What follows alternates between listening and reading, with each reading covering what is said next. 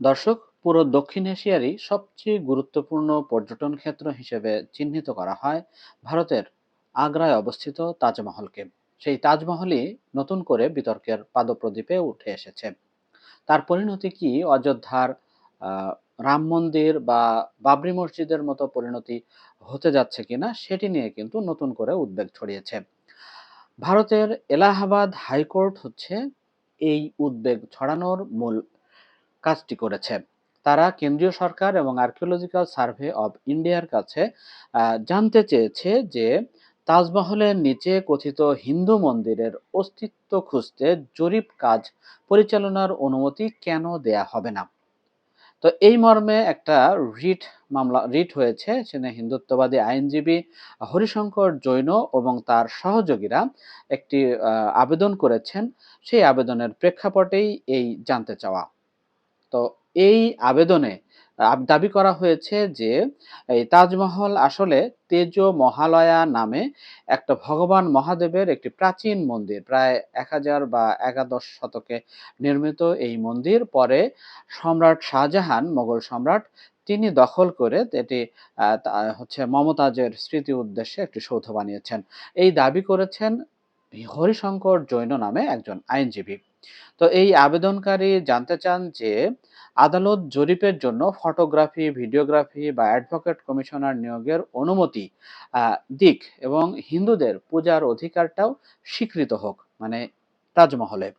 তো এই আবেদন এর আগে আগ্রা আদালত একই ধরনের আবেদন খারিজ করে দিয়েছিল। তো আদালতের মতে আবেদনকারীরা জমির মালিকানা ও সীমানা প্রমাণে প্রয়োজনীয় নথি দিতে পারেনি। অর্থাৎ এই ব্যর্থতার কারণে তাদের এই আবেদন এর আগে খারিজ করে দেওয়া হয়েছিল, এবার কিন্তু খারিজ করা হয়নি, বরং কেন্দ্রীয় সরকার এবং archaeological survey of India ASI যে প্রতিষ্ঠানটি ভারতের ইতিহাস ঐতিহ্য অর্থাৎ স্থাপনা নিয়ে কাজ করেন, তো মানে অভিভাবক সংস্থা হিসেবে দায়িত্ব পালন করে। তো সেই সংস্থার কাছে আবেদন করা, মানে সেই সংস্থার কাছে জানতে চাওয়া হয়েছে আহ, হাইকোর্ট, অর্থাৎ এলাহাবাদ হাইকোর্ট। তো এখন সেই সিদ্ধান্তকে, অর্থাৎ যে খারিজ করে দেওয়ার পর সেই সিদ্ধান্তকে চ্যালেঞ্জ করে, এই আবেদন করা হলো। হচ্ছে এটি হাইকোর্টের রিভিশন আবেদন হিসেবে বলা হচ্ছে।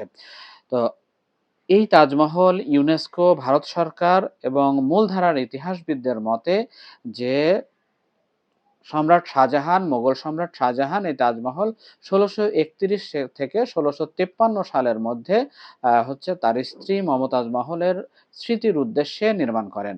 এবং এই যে ঐতিহাসিক সত্য, সেটি এই যে আবেদনকারী আইনজীবী ও তার দল তারা প্রত্যাখ্যান করেছে। এবং হিন্দুত্ববাদী পক্ষের দাবি হচ্ছে তাজমহলে ১০৯টি প্রত্নতাত্ত্বিক নিদর্শন রয়েছে যা মন্দিরের বৈশিষ্ট্যকে প্রতিষ্ঠিত করে। তো এই দাবি, যে স্থাপত্যগত বৈশিষ্ট্য রয়েছে এবং এই দাবি তারা দাবি করে যে এটি আসলে হিন্দু মন্দির ছিল। এটি হচ্ছে এর সপক্ষে তার প্রমাণ। তারা অভিযোগ করেছে যে এএসআই মুসলিমদের নামাজের অনুমতি দিলেও এখানে হিন্দুদের পূজার অনুমতিটা দিচ্ছে না। আইনজীবীদের মতে হাইকোর্টের এই নোটিশ তাজমহলকে ঘিরে নতুন আইনি ও রাজনৈতিক বিতর্কের সূচনা করেছে। অর্থাৎ যে উদ্বেগ উৎকণ্ঠা ছড়িয়ে পড়েছে তার সূচনা কিন্তু এই আদালতের এই জানতে চাওয়ার মধ্যে রয়েছে, এমনটা বলা হচ্ছে। অনেকের কাছে এটি বাবরি মসজিদ ঘিরে যেই ষড়যন্ত্রের জাল বা যে ধরনের একটা প্রক্রিয়াগত উদ্যোগ ছিল, সেই উদ্যোগের সাথে কিন্তু মিল খুঁজে পাচ্ছেন। এখানেও কিন্তু আর্কিওলজিক্যাল সার্ভে অব ইন্ডিয়া তাদের প্রতিবেদন এবং অনুসন্ধানের একটা দায়ের ছিল, এবং আদালতও ছিল, এবং ভারতের কেন্দ্রীয় সরকারের উদ্যোগও ছিল। সব মিলিয়ে বাবরি মসজিদকে ধ্বংস করা এবং সেখানে রাম মন্দির নির্মাণ, এটি কিন্তু ঘটেছে। এবং এটি হচ্ছে যে ইতিহাসের একটা ন্যক্কারজনক ঘটনা হিসেবে চিহ্নিত হয়েছে। যদিও আদালত এখনো চূড়ান্ত রায় দেয়নি, বর্তমানে কেবল জরিপের আবেদন করা হয়েছে। তো সেটি গ্রহণযোগ্য কিনা আহ, এই এবং এ বিষয়ে সরকার এবং ASI অর্থাৎ আর্কিওলজিক্যাল সার্ভে অফ ইন্ডিয়ার মতামত কি, অবস্থান কি সেটি জানতে চাওয়া হয়েছে। এটি প্রারম্ভিক সূচনা মাত্র। এটি এখনই বলা যাচ্ছে না যে শেষ পর্যন্ত কি ঘটে। কিন্তু এটি যে মানে আস্তে ধীরে একটা পরিণতির দিকে নিয়ে যাওয়ার চেষ্টা চলছে, এটি কিন্তু বলা যায়।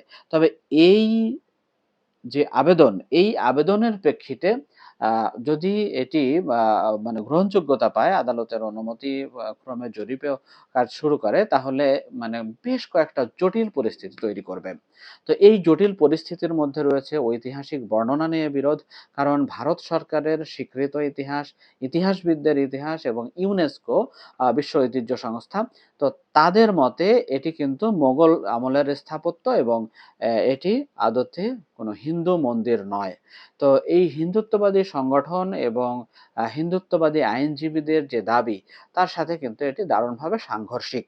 এর বাইরে আরো জটিল প্রশ্ন, ধর্মীয় অধিকারের প্রশ্ন, যে এটি যেহেতু মুসলিমদের বানানো স্থাপত্য, ফলে এখানে মুসলিমদের নামাজের অনুমতি ছিল, কিন্তু এখানে পূজার অনুমতিও চাওয়া হয়েছে।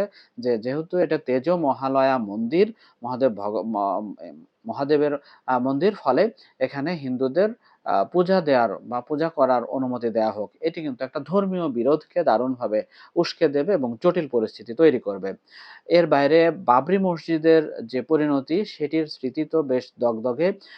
তার সাথে দারুণভাবে একটা মিল কিন্তু এখানে রয়েছে, আইনগত প্রক্রিয়ার মিল, বা বাবরি মসজিদ ধ্বংস এবং সেখানে রাম মন্দির স্থাপনার যে প্রক্রিয়াগত উদ্যোগ, তার সাথে কিন্তু এটি সাযুজ্যপূর্ণ। এছাড়া জাতীয় ঐতিহ্য এবং পর্যটন ক্ষেত্র, এটি ভারতের মানে শুধু ভারতের নয়, এই সাউথ এশিয়ারই সবচেয়ে বিখ্যাত এবং সবচেয়ে বেশি পর্যটন আকৃষ্টকারী একটি স্থাপনা। পুরো পৃথিবীর মানুষই এই ঐতিহাসিক নিদর্শনটি দেখতে আসেন।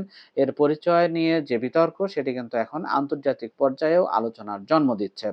এর বাইরে আদালতের যে বর্তমান অবস্থান, তো এই আদালতের বর্তমান অবস্থান নিয়েও তো তৈরি হয়েছে আতঙ্ক এবং বিতর্ক। কারণ এর আগে আবেদন খারিজ করে দিয়েছিল আদালত, যদিও এখনো বলেনি যে এটি মন্দির, কিন্তু এ ব্যাপারে যে উদ্যোগ, মানে এই উদ্যোগে কিন্তু আদালতের সায় দেওয়ায় উদ্বেগ উৎকণ্ঠা কিন্তু ছড়িয়েছে। অর্থাৎ এটি এখনো বলেনি, কাজ মানে অদূর ভবিষ্যতে যে বলবে না, এই নিশ্চয়তাও কিন্তু, এই গ্যারান্টিটাও কিন্তু আর মানে নিশ্চিত করে দেয়া যাচ্ছে না। তো বর্তমানে আদালত কেবল জানতে চেয়েছে যে জরিপের অনুমতি কেন দেওয়া হবে না, তবে এটি একটি প্রক্রিয়াগত ধাপ। চূড়ান্ত সিদ্ধান্ত না হলেও এই প্রক্রিয়াগত ধাপ থেকেই চূড়ান্ত সিদ্ধান্তের দিকে কিন্তু যেতে পারে। তো সব মিলিয়ে ভারতের সবচেয়ে গুরুত্বপূর্ণ প্রত্নতাত্ত্বিক নিদর্শন, এদের যে তাজমহল, এই তাজমহলের পরিণতি আদতে বাবরি মসজিদের মতো হতে পারে, এই আশঙ্কা, এই আতঙ্ক, উদ্বেগ এবং উৎকণ্ঠা শুধু মুসলমানদের মনে না, মানে ইতিহাস প্রিয় মানুষদের মনেই কিন্তু ছড়িয়েছে। শুধু ভারতে না, পুরো সাউথ এশিয়া এবং পুরো পৃথিবী জুড়েই যারা ইতিহাস ও ঐতিহাসিক নিদর্শনগুলোকে ভালোবাসেন, তাদের মধ্যে এই উদ্বেগ উৎকণ্ঠা কিন্তু অমূলক নয়।